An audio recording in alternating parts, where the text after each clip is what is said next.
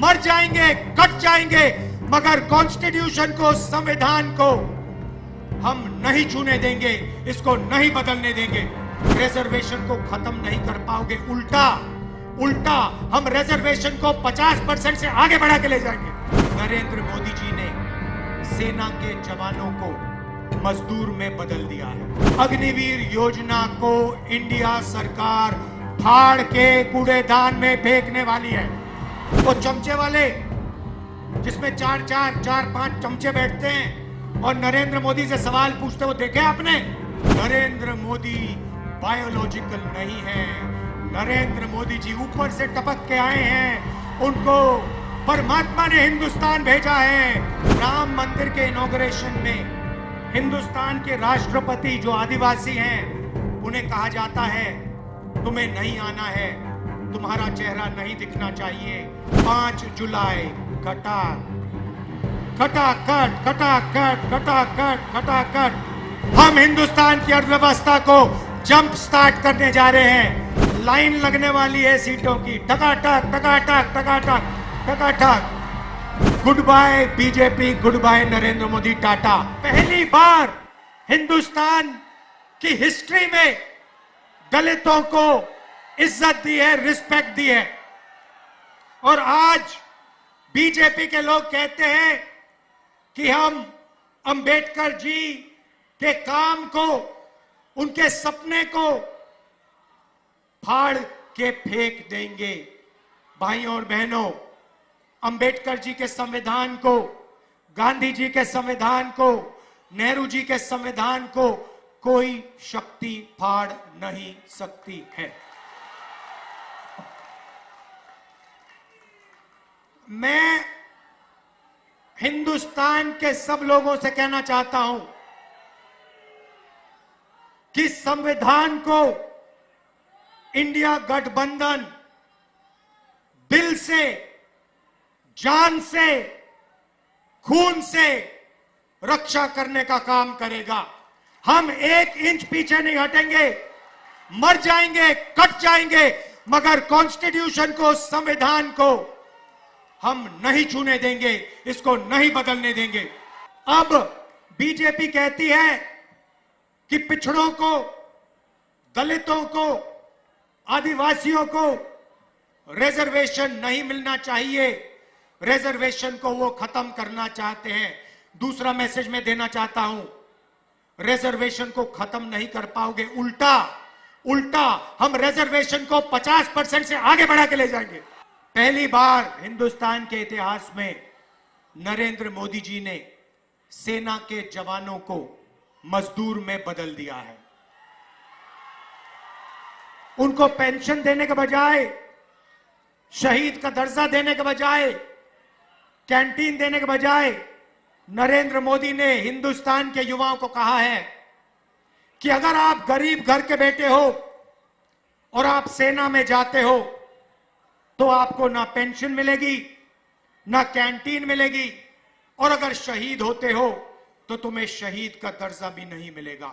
और अमीर घर के बेटों से कहते हैं कि अगर आप अमीर हो तो आपको पेंशन मिलेगी, आपको शहीद का दर्जा मिलेगा, आपको कैंटीन मिलेगी, आपके परिवार की रक्षा होगी।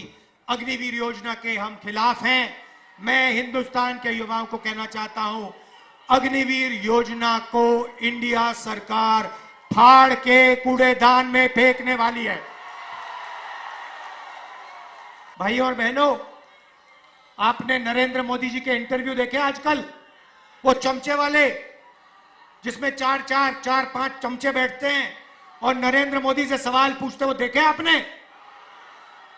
अखिलेश जी से इंटरव्यू करते हैं तो उल्टे सीधे सवाल पूछते हैं, मगर नरेंद्र मोदी जी से सवाल पूछते हैं तो कहते हैं, मोदी जी आप आम कैसे खाते हो?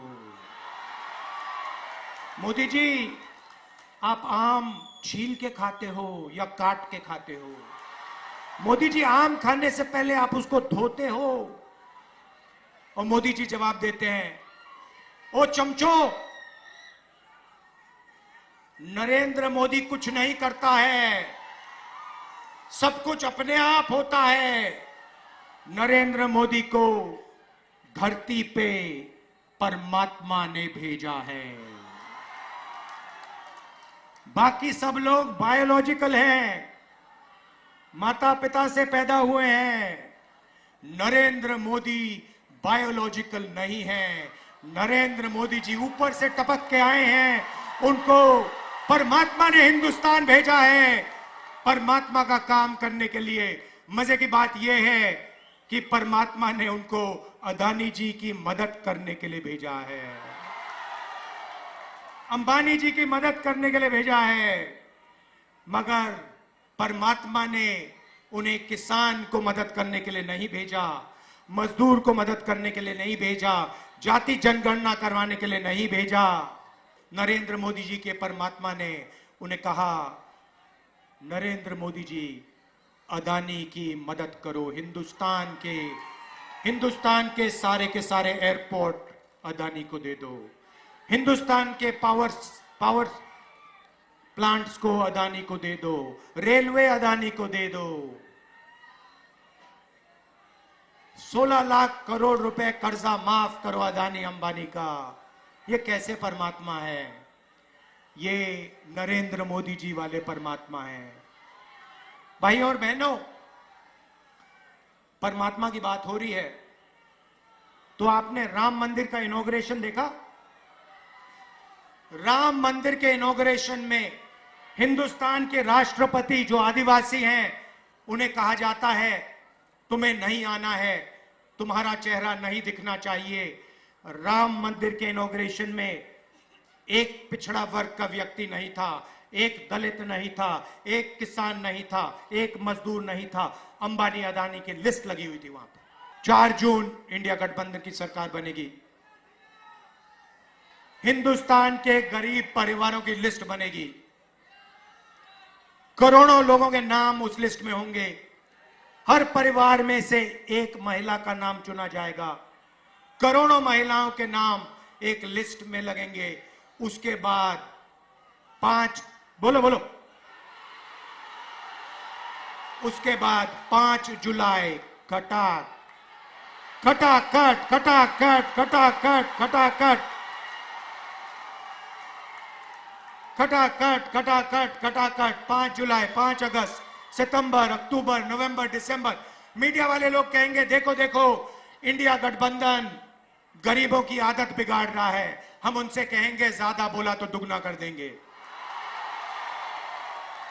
आप लोग अंबानी के हो, अदानी के हो, आप अपना काम करो, आप उनकी शादी दिखाओ, हम अपना काम करेंगे। हमारा काम गरीबों के बैंक अकाउंट में, किसानों के बैंक अकाउंट में, महिलाओं के बैंक अकाउंट में हिंदुस्तान का धन डालने का है। हम उस काम को पूरा करेंगे।